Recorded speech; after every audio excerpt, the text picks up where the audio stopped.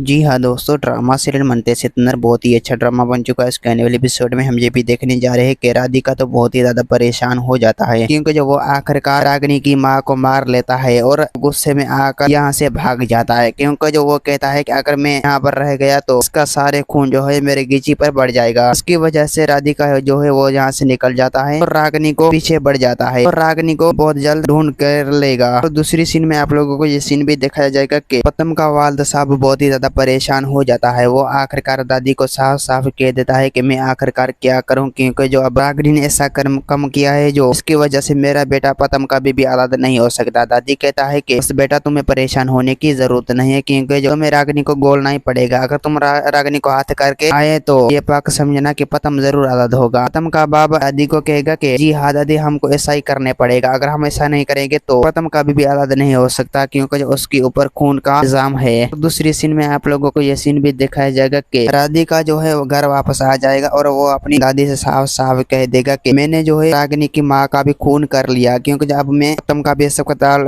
ले लिया है, क्योंकि जब पतम का हिसाब नहीं लेती तो फिर रागिनी मेरे पीछे पड़ जाती, इसलिए मैं उसको सबक सिखाना चाहता हूँ। दादी कहता है कि राधिका ये तुमने गलत किया, तुम्हें ऐसा नहीं करने चाहिए था, तुम्हें रागिनी की माँ को नहीं मारने चाहिए था। राधिका कहता है कि दादी मैंने रागिनी की माँ का खून करने नहीं चाहता था, लेकिन वो मेरे गेजी पड़ गई, इसकी वजह से मैंने उसको मारने की कोशिश की, तेरा उसके ऊपर धक लग गया, इसकी वजह से वो इस दुनिया से हमेशा हमेशा के लिए चली गई। और दूसरी सीन में आप लोगों को ये सीन भी दिखाया जाएगा कि पतम तो बहुत ही ज्यादा परेशान हो जाता है, क्योंकि जब वो आखिरकार सूबेदार को साफ साफ कह देता है कि तमाको मतलब आपको आजाद करना पड़ेगा मुझे, अगर आप लोग आजाद नहीं करेंगे तो मैं आपसे वादा करता हूँ अगर मैं यहाँ से आजाद हो गया तो फिर मैं आपका जिन्ना मरना हराम कर दूंगा। सूबेदार कहता है कि पतम जी, तुम्हें यहाँ से कभी भी आजाद होने नहीं देंगे, क्योंकि आपसे ऊपर खून की इल्जाम है, क्योंकि मैं आप लोगों को कभी भी आजाद नहीं कर सकता। दोस्तों उम्मीद है कि मेरा वीडियो आप लोगों की अच्छी लगी होंगी। वीडियो अच्छी लगी तो वीडियो को लाइक और चैनल को सब्सक्राइब करना। खुदा हाफिज़।